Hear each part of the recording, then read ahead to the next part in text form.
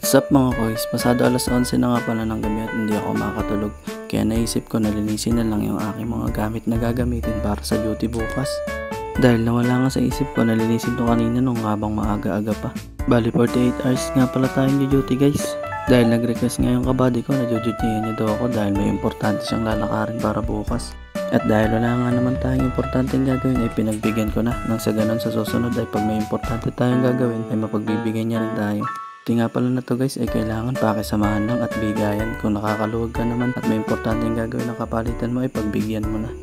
Hindi nga pala madali ang trabahong security guard guys, kaya sa mga nagsasabi na madali lang at patayo-tayo at paupo-upo lang kami ay mali po ang pagkakaintindi ninyo guys. Dahil buhay at ari-arian nga pala ng kumpanyang aming pinaglilingkuran ang kailangan namin masiguro na laging ligtas at walang aberyang nagaganap. Dito nga sa mundo guys ay walang trabahong madali, lahat po mahirap. Kaya kailangan nating magtiis, magsipag at magtiyaga.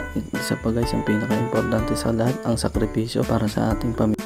Pero ganun pa man guys, wag na wag tayong makakalimot kay Ama na magpasalamat sa araw-araw. Dahil naniniwala nga ako sa kasabihan na kapag nagsisipag ka at wala kang tinatapak ang ibang tao, ay darating at darating ang araw na pagpapalain ka ni Ama.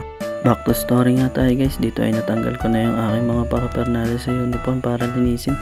Dito ay inahangar ko na lang para mamaya pagtapos linisin ay ikakabit ko din naman. Dito ay kinuha ko na nga rin yung aking lisensya.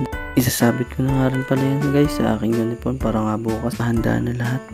After ko nga maisabit yung license ko ay sinunod ko naman kunin yung ating pledge na gagamitin panlinis sa ating mga paraphernalia.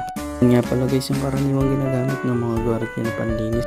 Yan nga at dinidemo ko pa kung paano ang gagawin na paglilinis. Dito nga sa part na to guys ay naihanda ko na lahat ng gamit na gagamitin ko para sa paglilinis. Dahil anong oras na rin kasi at kailangan ko pa matulog. Dito nga ay nag-umpisa na ako, makikita nyo inaalog-alog ko pa yung pledge na aking gagamitin. Yung pag-alog nga pala ngayon guys ay kailangan talagang alugin dahil matagal nga na-stock sa bag natin yan. Sa tuwing maglilinis nga pala ako guys ay talagang inaalog ko yan dahil parang nga tumalab yung mga chemical kapag ipinahid na natin yan. Hindi nga kasi ganun katalab guys kapag hindi inaalog, parang tubig nga lang pala yun guys pag itinaktak mo nang hindi mo inalog. Kaya mas maganda pa rin talaga guys kapag aalogin bago kayo maglinis ng mga color pin. Inuna ko na nga pala guys kasi yung aking badge. At pagkatapos nga ng aking badge na yun ay sinunod ko na yung aking collar pin. Same process nga lang pala yun guys dun sa mga iba pa nating paraphernalias. At pagkatapos nga natin kuskusin ay bababad lang muna natin yun ng mga 1 minuto guys bago punasan. Sa hanggang 2 beses nga pala guys pwede pahidan, depende na lang sa inyo kung hindi pa kayo satisfied sa kintab after nyo mapunasan. Tapos ko na nga pala guys pahidan ng pampakintab lahat, kaya ito at nag-umpisa na ako. Nababad ko na nga rin pala ng 1 minuto yan guys, kaya okay na yan.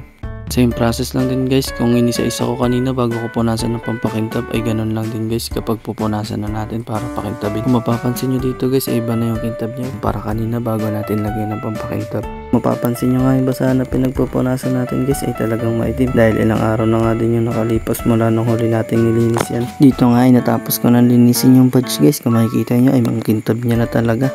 After ko sa badge guys ay sinunod ko na nga yung 2 nating collar pin. Same process lang na pagkuskus guys hanggang sa kumintab. Tapos na nga ako sa maliliit guys, dito ay yung belt na lang kailangan nating pakintabin. Sa palagay ko guys 2 beses natin to kailangan pahiran dahil hindi ko nga ito na isasabay sa paglilinis ng mga nakaraan.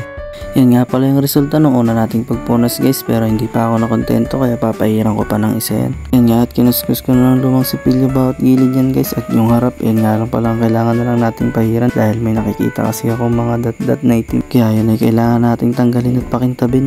Saglit nga lang yung ginawa kong pagpahid guys, hindi ko na nga pala binabad yun ng 1 minuto dahil nakuskus ko na nga ito ng una. Kaya after ko mapunasan ulit ito at kinuskus ko na ng basahan para matapos na ako sa aking ginagawa. Dahil ikakabit ko na nga rin pala yun sa aking uniform guys pagkatapos. After ko nga mapunasan ng basahan guys, ito at nakontento na ako sa kintab ng aking belt. Ito at napahalik pa nga ako. Pagkatapos nga kinabit ko na nga rin yung belt guys para susuotin ko na lang bukas.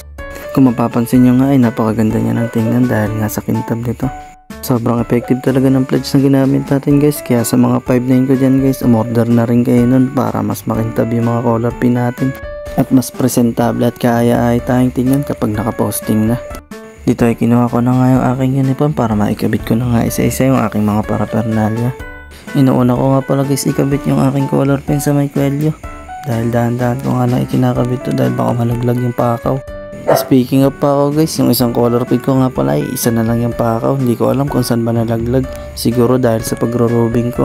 Hindi ko na nga pala guys hinanap dahil kung hahanapin ko sa lawak nga ng area na sasakupan ko ay baka abutin ako ng taon, hindi ko pa rin nahanap. A few moments later.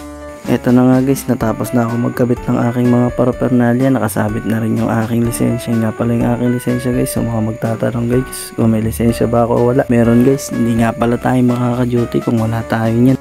Hindi pa nga pala ako tapos sa paglilinis guys. Eto at isusunod ko naman yung aking sapatos. Pot holder na nga lang pala yung ginamit ko dyan guys. At yung basahan nga pala na yan ay may armor rock. Kaya kahit ipunas ko na lang ay kikintab na yan. One eternity later.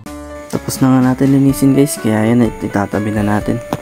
Kung nakaabot ka nga hanggang dito sa panonood guys, maraming salamat. Hanggang dito na lang yung video natin dahil kailangan ko na magpahinga. Hanggang sa muli guys, paalam!